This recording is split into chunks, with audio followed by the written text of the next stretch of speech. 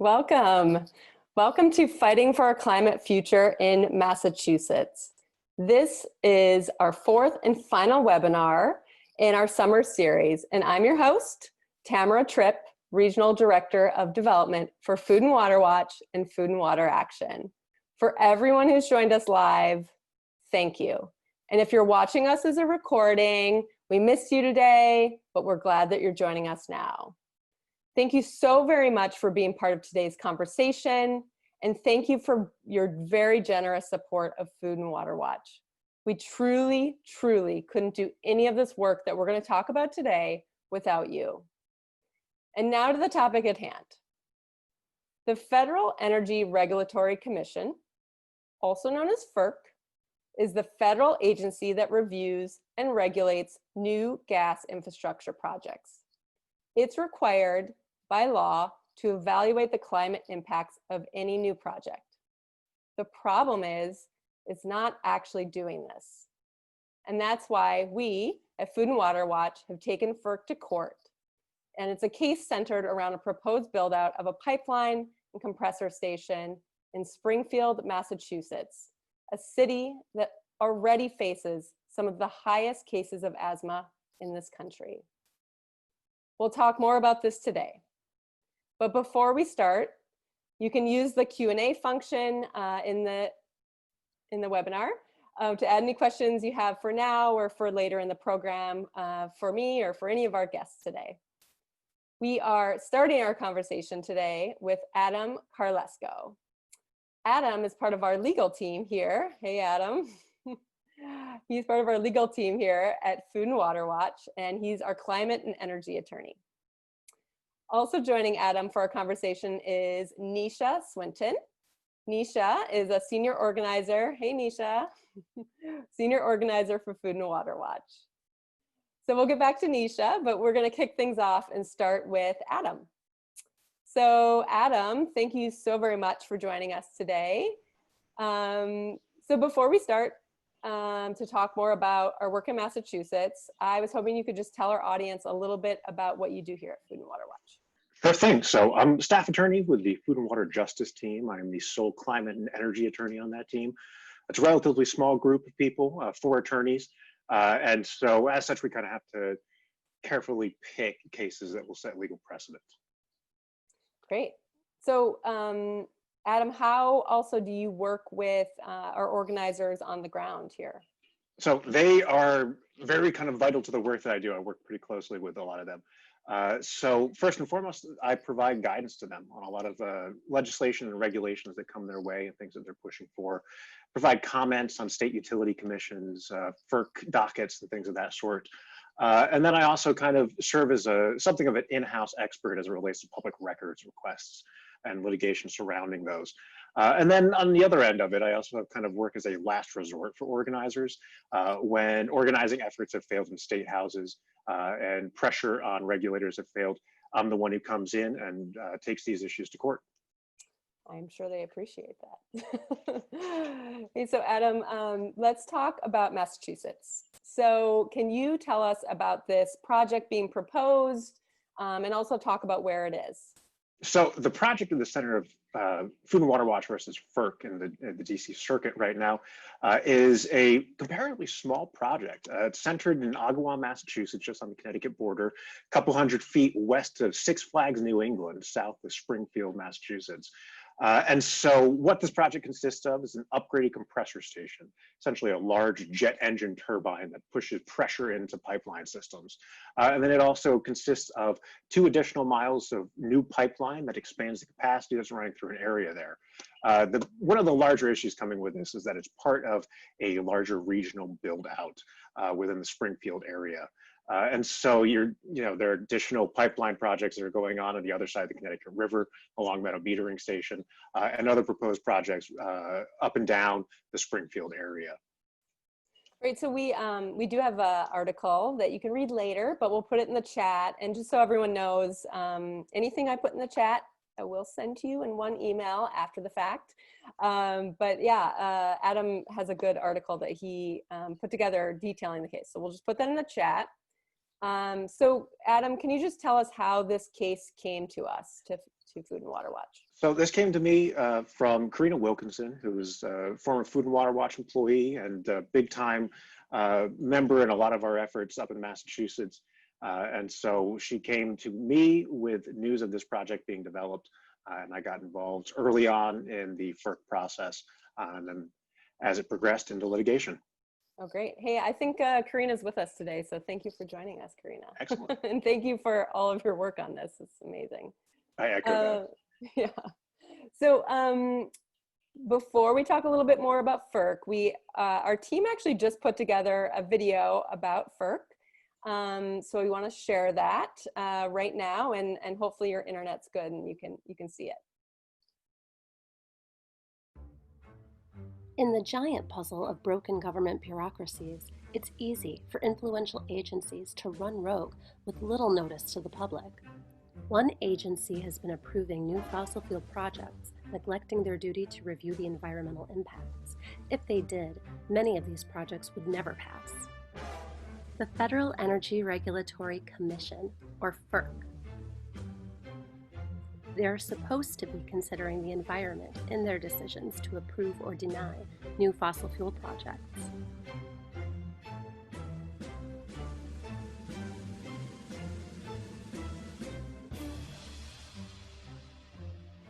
But over the last 12 years, their own data shows they've approved 480 projects while denying 3.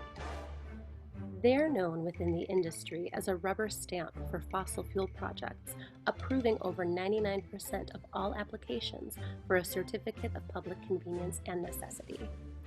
When FERC reviews permits, it must determine that the project is necessary to serve the public need in order to approve it. A court order even told them this step was not optional.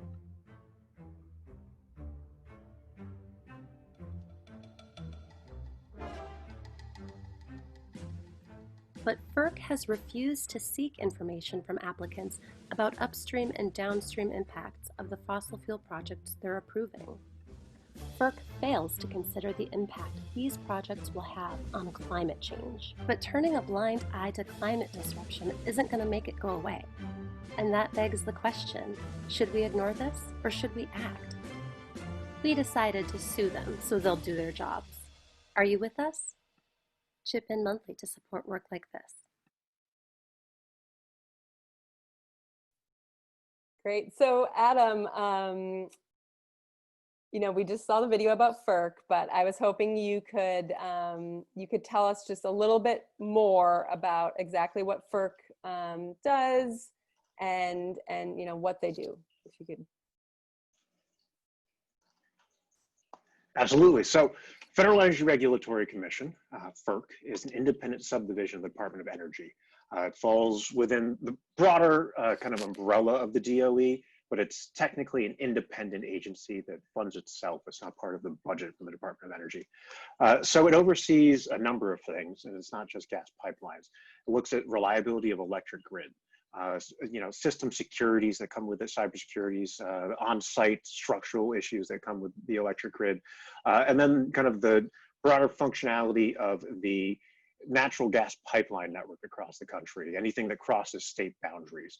And so in addition to that, they also have other side interests of combating market manipulation, things like the Enron scandal, and then power line siting. They're the primary interstate authority on that. So it funds itself typically on fees that come from the regulated entities. So when a gas pipeline is trying to get permission to move through, it has various fees that it comes through. That's where they get their money from, and that's how they fill their budget up. And so all of these interstate gas pipeline projects that need to get approval, they have to run through FERC and get a certificate of public convenience and necessity before beginning construction. Okay, so that's really helpful. Thank you. So let's talk about this case that we have against FERC. So what's happening with the FERC proceedings?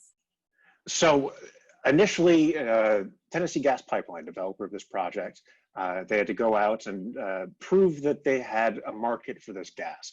In doing so, they contracted with Columbia Gas in Massachusetts, the principal distributor within the Springfield area.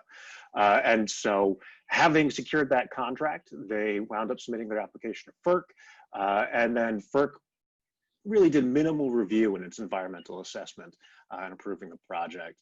And it took a very kind of truncated approach in viewing the impacts of this.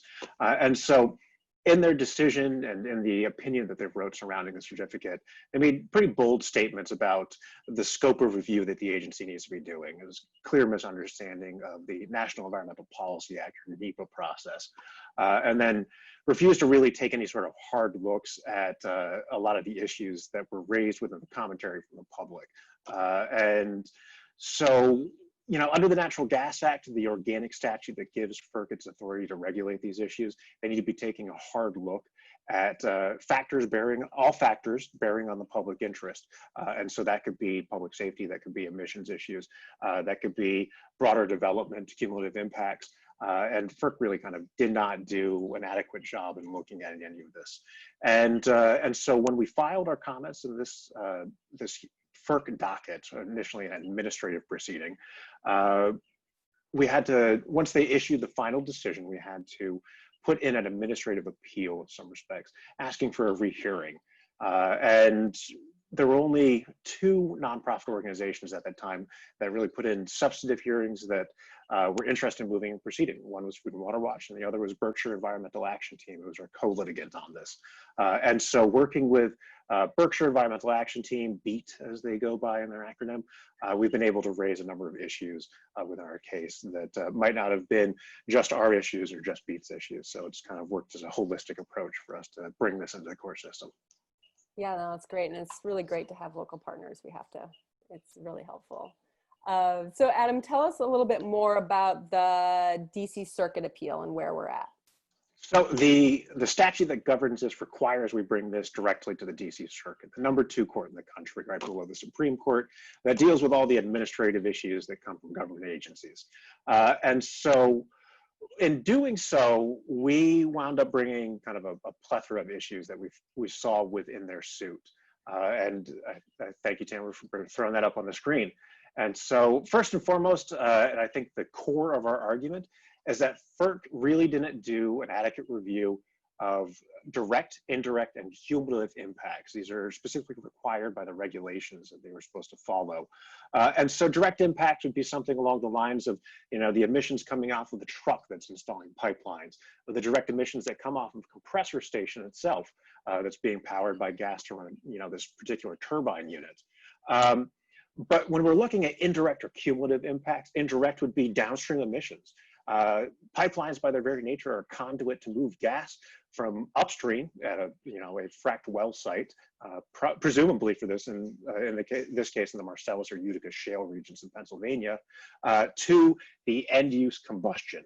So that would be, you know, within residential units, within industrial systems, or directly to a power plant.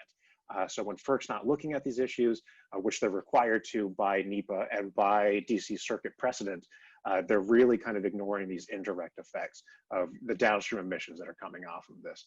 And so in making that decision, FERC said that they had no clue on the emissions or the source of gas coming into these pipes, but it was really because they didn't do an adequate inquiry. They didn't ask these questions. Court cases have come up in the past that told them they need to be asked these questions, and they completely disregarded it. So for the past 3 years, they have been flagrantly disregarding the precedence that's been set within the DC Circuit, and we're trying to get a direct court order and clear language that requires them to do this henceforth. And then I think the next thing that comes into this is that not only do they have to do a calculation of those impacts, of just a sheer number of volume of emissions that come off of the end-use combustion, but they need to be looking at the significance as well. Because if you're a concerned member of the public who wants to know, you know, what is X amount of tons of emissions coming off this project, it means absolutely nothing to you without any proper context. And that's exactly what FERC is banking on when they're doing these sorts of things. So we contested that they need to be putting some sort of assessment of significance. And this is where we got outside help from New York University's Institute for Policy Integrity. They filed a kind of glowing amicus brief supporting our arguments that said not only are there tools already readily available that you can use to calculate the significance of these emissions, something like the social cost of carbon, but they can be readily employed, and they're already being employed by a number of government agencies. So FERC is really kind of covering their eyes and seeing no evil in this when they have the tools and they're really kind of using linguistic gymnastics to avoid the requirements that they need to be doing under both the statutes and DC Circuit precedent. And then I think one of the larger issues that I kind of hinted at earlier on in this discussion was the issue of segmentation. I had made commentary that this is part of a larger expansion of pipeline capacity within the Springfield area. And so for years, both Tennessee Gas Pipeline and Columbia Gas of Massachusetts have been trying to figure out ways that they can expand pipeline capacity within the Springfield area. And so they had initially pushed forward a project that fell through, the Northeast Energy Direct project, which included infrastructure on the other side of the Connecticut River. And that fell through, so they've tried to push some of that infrastructure through under existing FERC certificates. We raised that issue up in here. Another aspect of it as well is that this particular 261 upgrade project, the 2 miles and a compressor station upgrade, is part of what Columbia Gas has already billed publicly as a broader reliability project that consists of integrated supporting infrastructure projects and are designed to address interrelated issues. And so this indicates to both myself and I would say with the DC Circuit court precedents, this is an issue of segmentation, of a developer taking a large project, breaking it into small subdivided pieces that can easily go through the approval process within a regulator, such as FERC. So they only have to look at a much smaller project than broader regional build out. So we've raised those issues within this as well.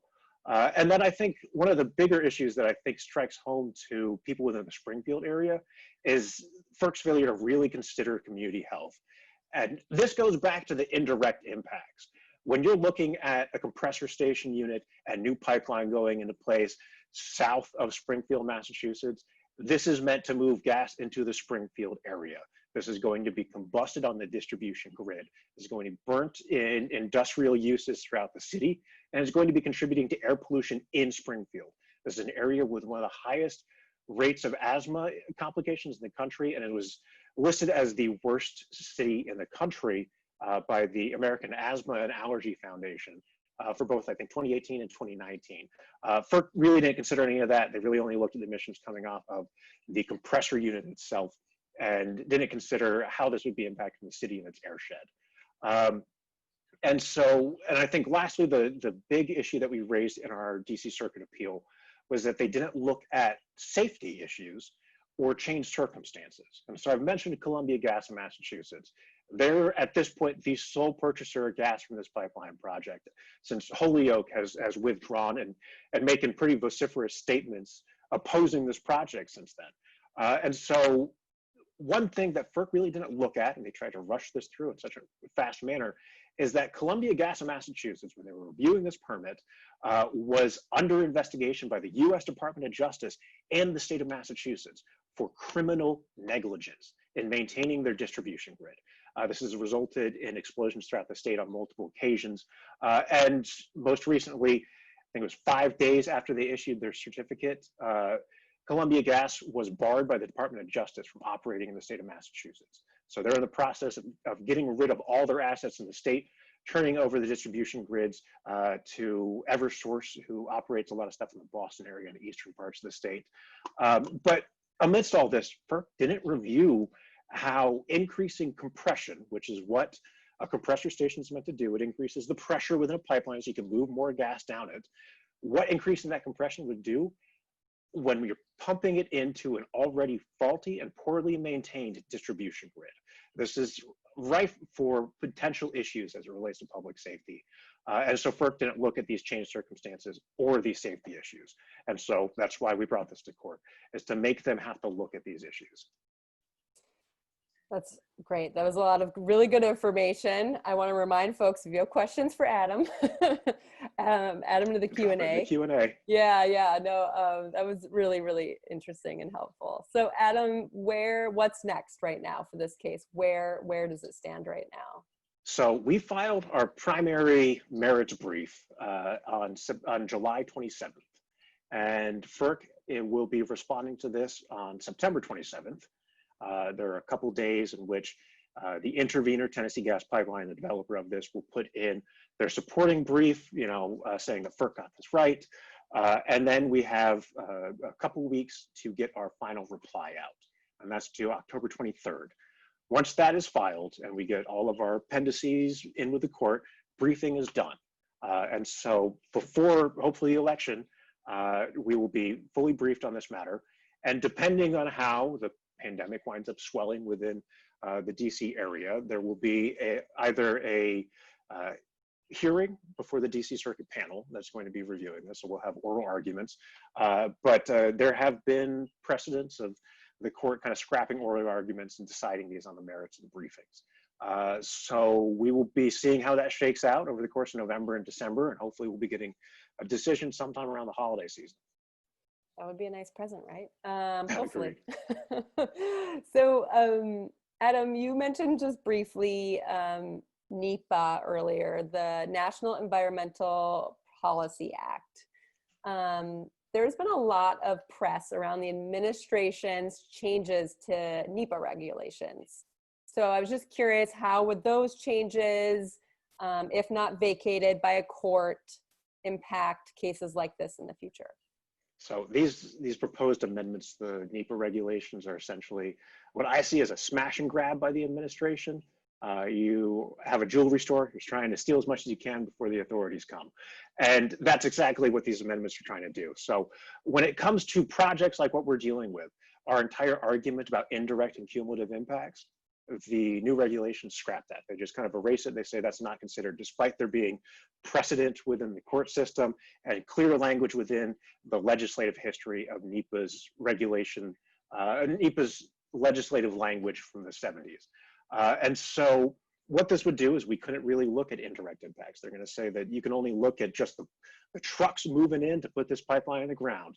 You can't consider the innate nature of pipelines that serve as a conduit to move gas to elsewhere. You can't look at cumulative impact. You can't say that, well, we're putting this compressor station right here, but there's a compressor station down that road, and there's another one up that way, and then there's additional pipeline infrastructure in every which direction. Can't look at that anymore. So it really kind of truncates the review on that. And then I think additionally, you're looking at issues that come in with public engagement. And so when you're trying to get involved in this issue as someone in the public, they're trying to limit this. You can only reply online, or you can only come in and voice yourself in an in-person public hearing, or you can only do this, respond to this square, small subsection of issues. So they're giving this a lot of leeway to potentially political appointees to dictate what you can consider. And it's looking like this is going to be a death by 1,000 cuts. Fortunately, we're working with a coalition to get the courts to intervene in this and completely invalidate this. We filed suit already with broader coalition in the Northern District of California, and we're trying to get this this entirely new amendment scrubbed from the records, because you've had administrations going all the way back to '78, Republican and Democrat, saying that these regulations more or less describe what the statute says. And so this could have some really wide and devastating impacts on projects that are like this in the future. Yeah, absolutely. And, Adam, thank you for your work on all of that. And, we at Food and Water Watch have done a lot of advocacy and a lot of education around what's happening. So thank you. And I know that we included a couple links in the chat of articles that you've written specifically about that. So Adam, in regards to this case, what can our audience members do to impact this case or others? So as to this case, short of them writing the reply brief for me, there's not too much that they can do. This is kind of in the hands of the DC Circuit and the judiciary at this point. That said, I would say that members need to be staying involved in this process. This is not the end. This is not the last time they're going to be trying to do this sort of stuff. And so constant vigilance is what's going to be necessary. And it's a team effort. This is a collaborative effort. This is not something that I can do from my home down in DC. And so I would say that get involved in the Nepa process early on, attend public hearings when you hear of new gas infrastructure being put into place, intervene in FERC proceedings. They'll be available, FERC.com. You find the docket that it's in, and you wind up intervening, saying that you have an interest in it, and stay involved in that process. Get involved in state utility proceedings. And then I think, most importantly, at least as it relates to my work, let someone at Food and Water Watch know that these issues are going on and that you're concerned as a member that this could impact you and that we should be involved, because that's how I get cases. That's how I know what's important and where I should be putting my efforts and attention. And so I think in doing all that, it presents kind of a unified front, because political power doesn't come easy. It comes only when opposition reaches a critical mass here. And that's exactly what I think engaging as a larger organization and as a concerned populace does. Yeah, absolutely. And, you know, Adam, you work across the country on cases, lots of different cases. So I was just curious, outside of this case in Massachusetts, you know, what are some of the other, you know, top highlights of other cases you're working on? So I mentioned it a little bit earlier, but we are involved in a broader coalition with a bunch of nonprofit organizations from across the spectrum of toxics issues to public lands issues to outdoor recreation, a variety of folks who are involved in maintaining the integrity of these NEPA regulations. And so we'll be working on this litigation in the Northern District of California over the coming months, potentially longer than that, since litigation runs at a snail's pace. And then in addition, we have comments that are due on the regional land management plan in Chaco Canyon in New Mexico, it's the Farmington area. This relates with the Bureau of Land Management. They're essentially trying to take an already overly drilled area and expand fracking in it even more. So we're trying to be involved in that process, and I have a sneaking suspicion that if the administration stays in its position over the next 4 years, this will be going to the match and be taken it to court. And then another one is that I filed a suit in the DC District Court related to Freedom of Information Act request that we sent surrounding the potential build out of an Appalachian storage petrochemical hub. So this would be, you have a developer called Appalachian Development Group that's trying to build out a large ethane storage plant. This is a feedstock for plastics manufacturing. And they are seeking a $2 billion governmental loan guarantee from the Department of Energy under Title 17 of the Energy Policy Act. This is specifically designed for clean energy projects. We're talking, you know, wind turbine farms, advanced solar systems, new transmission grids, not feedstock for petrochemicals and plastics. So we're trying to get information on that. The Department of Energy is blocking us, and so we're taking them to court. Yeah, absolutely. And we spoke a bit about the Appalachian Storage Hub and its build out in our first webinar as part of the series. So we added it in the chat, and again, we'll send it to folks after that. So, so Adam, thank you so much. We will invite you back in a few minutes for questions. So thank you, Adam. So I now want to welcome Nisha to join us. Nisha, welcome, welcome, welcome. Hello, hello. Oh, yes, Adam, that was amazing. Thank you for all of that. Yeah, absolutely. So Nisha, before we start and talk a little bit more about Massachusetts, you know, we've gotten to know each other really well over the years, and I'd love it if you could tell our audience a bit more about your time with Food and Water Watch. You know, you've been with us for a number of years and always focused on New England. So could you just tell us a little bit more? Yeah, 10 years, amazing.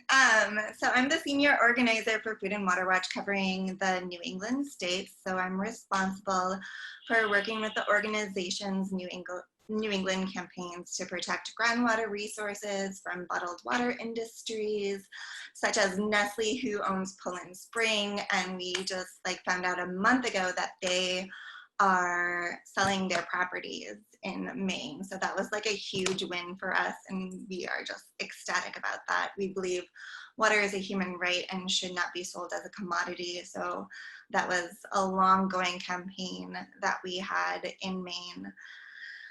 So very excited about that one. I've also worked on banning fracking waste from entering our communities and passed the country's most comprehensive bill in Connecticut. We also worked in Maine, Vermont, and Connecticut to pass genetically genetically engineered labeling bills in those states. And now I'm part of the National Climate Justice Team, which I love working with volunteers from all over the country to help our campaigns go further. Yeah, absolutely. And I wasn't here then, but that win in with Nestle was a big deal. So yeah, well done. It's really great. And I was fortunate to be at the celebration party for the fracking waste ban in Connecticut. So yeah, it's really, really good. Yeah. So Nisha, let's talk about Massachusetts. Yeah. So, Adam spoke about our legal case, but can you tell us from the organizing perspective how we work and specifically how we engage and work with volunteers? Yeah, so right now we are focusing to get senators to co-sponsor and be leaders to push our Fracking Ban Act bill forward on the federal level. So we are almost there with Senator Markey. He's almost there with us, which I'm so excited about. It took a little bit to get him there. And now in the following month, we will be focusing on working with our members throughout Massachusetts to target Senator Warren to be a lead on this bill.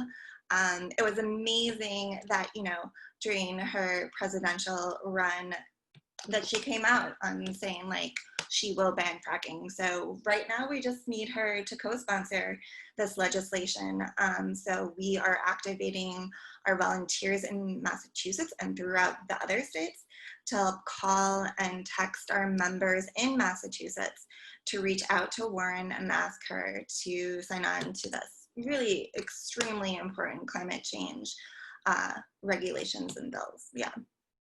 Great. So we'll get back to how we work with volunteers in a second. But Nisha, can you tell us a little bit more about the Fracking Ban Act bill and just give us a little overview? So I think we're going to do some slides. Okay, great. So Senators Bernie Sanders from Vermont, Jeff Merkley in Oregon, and Representative AOC down here in New York, and Darren Soda in Florida have introduced the first ever federal legislation to ban fracking and the dangerous infrastructure that Adam was just previously discussing that enables it all. So Food and Water Watch and our team has led on these efforts, and we have been instrumental in moving this bill forward. So just a little bit more on the bill. So the Fracking Ban Act will prohibit federal agencies from issuing permits for new fracking or fracking infrastructure, including pipelines, liquefied natural gas, or oil export terminals, gas storage, ethane cracker plants, and gas-powered plants. So that's one piece of the beautiful act. The second piece, it revokes, this is like my favorite piece, it revokes permits for current fracking wells within 2,500 feet of homes, schools, or any inhabited structures. So when we're talking about environmental racism and environmental injustice, we are specifically talking about how these infrastructures are placed in these communities. So polluting facilities such as fracking infrastructure have long been disproportionately located near disadvantaged communities, including lower income areas and or communities of color that face higher pollution burdens than more affluent or whiter neighborhoods. So the placement of such infrastructure reinforces like overall disparities for communities of color, for lower income and economically disadvantaged areas. Race, there was a study done by the NAACP, race is the #1 indicator for the placement of these toxic facilities in the United States, which is just egregious. And so one way we see this affecting Massachusetts is the proposed Four River site for the compressor station, which is located in the densely populated area, already burdened with multiple sources of industrial and vehicle pollution. It would appear that neither the federal nor the state policy is reflected in decisions made at the regulatory level, which is egregious. So this is the second piece of the Fracking Ban Act that is just lovely because it does address these really egregious issues. The third piece is it establishes a multi-agency, multi-stakeholder just transition committee to develop recommendations to ensure the health and the prosperity of natural gas and oil producing regions. And we have a lovely report on that that we will share shortly. And finally, it bans the practice of fracking nationwide by the beginning of January 1st, 2005, which is, 2025, lovely, which is amazing and the most progressive legislation that we're seeing right now. So we can get into like the more volunteer tactics, but one of the strategies to pass this bill, we need to build grassroots support to ban fracking in congressional districts across the country. And that's why we're targeting Senators Warren and Markey in Massachusetts. And we do that through petitions, phone calls, educational events, rallies, now like more online rallies, but much more. So yeah, that's our larger goal for banning more of the federal work on fracking. And I like that Food and Water Watch and Food and Water Action does like the grassroots work. We do the FERC lawsuits, and then we also have the larger work within the federal government. Absolutely. Yeah. Very well put, Nisha. Yeah. Thank you so much. By the way, we all wish it was 2005. I know. It seemed like a good year.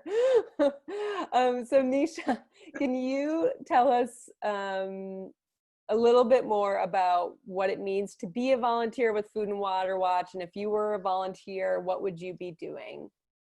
Yeah. So the volunteers that we have are just like amazing and wonderful. And the first orientation is just chatting with one of the national organizers for the climate justice team. And what we have volunteers do multiple things.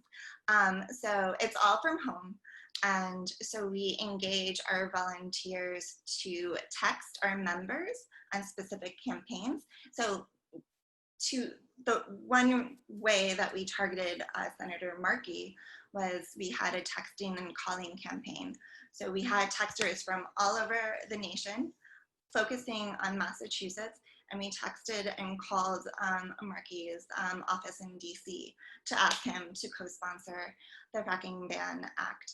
And then we also engage our members within now, states regarding kind of wishy-washy politics.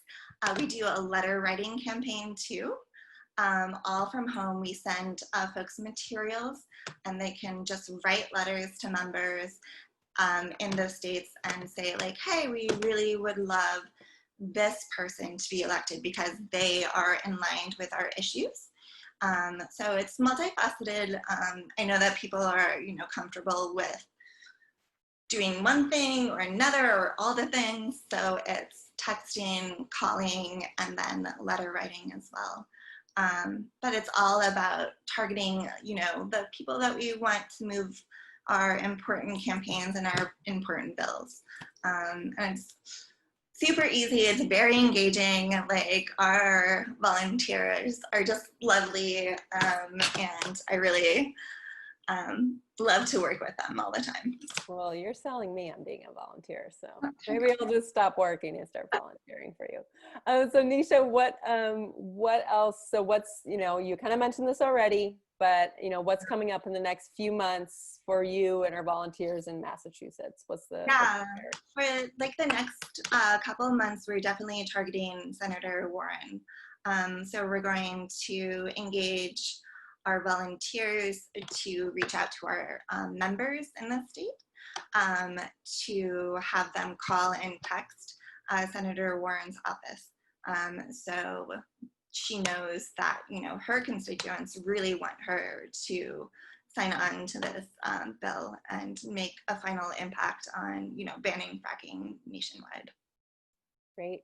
Thank you so much, Nisha. We're going to have you stay. We're going to have Adam join us back on screen. So yeah, we have a few questions in the chat or in the Q&A. So if you have any questions, please feel free to add them. So Adam, let's start with you. First question, what makes the Springfield Airshed so prone to the highest rates of asthma? So to give a little bit of background on it, in terms of asthma rates, what we're looking at nationally is about almost 9% in terms of pediatric asthma rates. So when you look at Springfield, you have 19% of kids in Springfield are diagnosed with asthma. Nearby Holyoke is 27%. So this is markedly higher than most other places. From my understanding, and some of it's a little bit amorphous, but pre-existing industrial infrastructure within the area. You have kind of a unique topography, and that it's kind of surrounded by lower ridges, which allows for some of the air to stay within this kind of topographical bowl, so you don't necessarily get emissions moving out. And then additionally, it's also very heavily wooded too, typically with a lot of deciduous trees that have high amounts of pollen. And so it winds up factoring into seasonal allergies, which will cause asthmatic fits as well. So that's my understanding, and I'm not, any sort of, allergy or asthmatic expert, but that seems to be the underlying cause of a lot of it within the Springfield area. Interesting. The next question is for you, Nisha. I was just wondering if you could remind us what the Senate bill and the House bill are for the Ban Fracking Act. Yeah, so we have the Senate bill, which is 3247, and the House bill is 5857. So again, the Senate bill is 3247 and House is 5857. Great. So Adam, the next question is for you regarding the case. What would be the ideal ruling? What would it do for Springfield and the area and the bigger picture of the oil and gas build out across the country?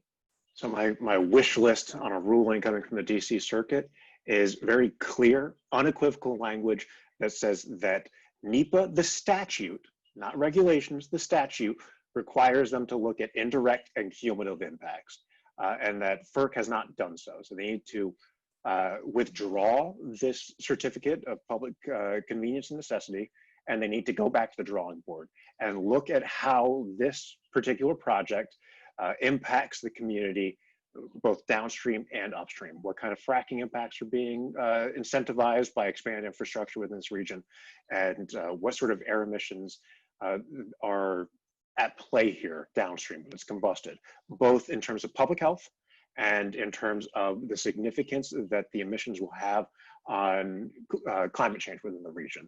And so that can be calculated through a number of tools. But I think having a clear directive on the agency that this is required in the statute, you cannot duck it by trying to draw linguistic lines and differentiations between different projects. That I think would be the clear decision that I would want, because not only would it apply to this particular project, but that would be the standard that FERC needs to apply to the rest of their gas infrastructure projects across the country. And I think that I need to drill this point home, because FERC is the principal gas regulator for what is now the largest gas producing country on the planet. And they are not looking at what the emissions from approving gas infrastructure is having on the atmosphere and climate change. That is huge. And so I think getting a decision that requires them to do that is probably one of the bigger steps that you can get from a court decision against FERC. That's great. Thank you so much.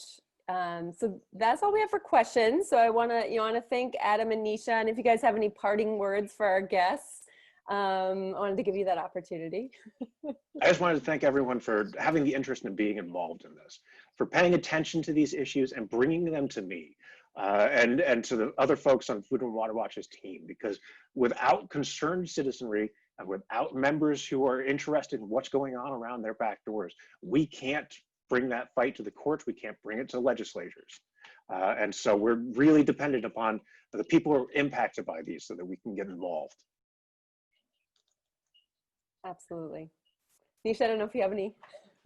Oh, well, I just really enjoy hanging out with those people and hearing about the issues that are going on in Massachusetts, and yeah, bring us any issues that are of concern to you. And I just also want to echo Karina's beautiful support within our work in Massachusetts. I know she's in Somerville.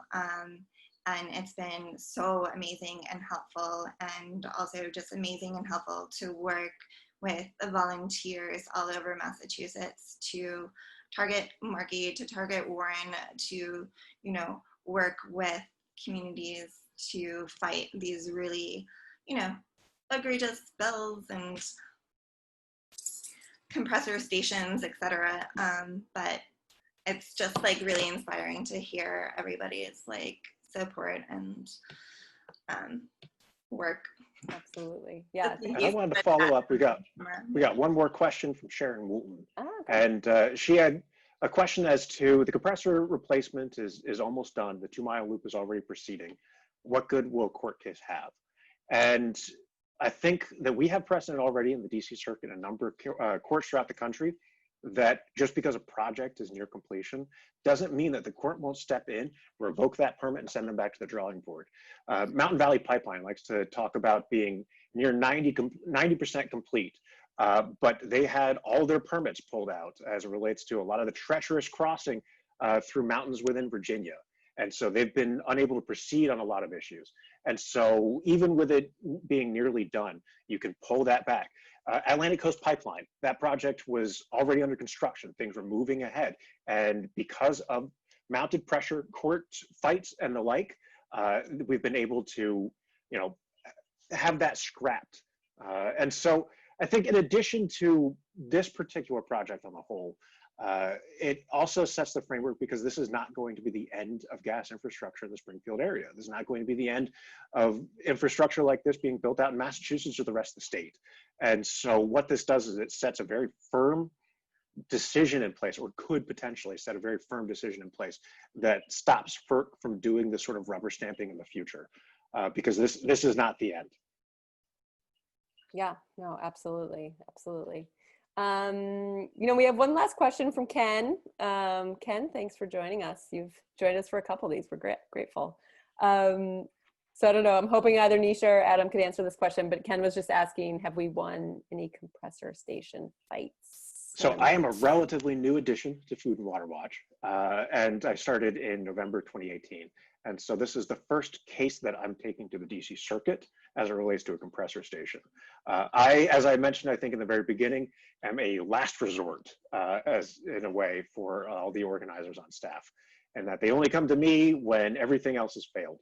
When it comes to defeating compressor stations, I mean, the Northeast Supply Enhancement Project that was running through New Jersey up into New York, that got canceled because of a lot of the pressure that we were putting out. That would have seen new compressor stations go into place, that would have seen upgrading go into place. And then there are a number of other projects that I think Nisha might be able to expand on more, where fortunately, we have won compressor station fights before they had to come to me. So I am in some ways the last hope in terms of fighting a lot of this infrastructure. Yeah, absolutely. Well, Ken, we can get back to you with more detailed. We have your information. So Nisha, Adam, thank you so much for joining us. I want to thank everyone here for joining us today. I want to thank you so much for your generosity to Food and Water Watch. You know, you really, really, really are the heart of our work. You are our climate champions and you are our heroes. All of you are already generous supporters. Thank you so very much. If you are able, interested in making another gift today, we would be grateful. We will add a link in the chat. And you know, if you enjoyed today's conversation, this was actually the last of our series for the summer. It's still technically summer, but you know, we did a number of other webinars. So in Pennsylvania, New York, and New Jersey. So I'm happy to send those out to folks.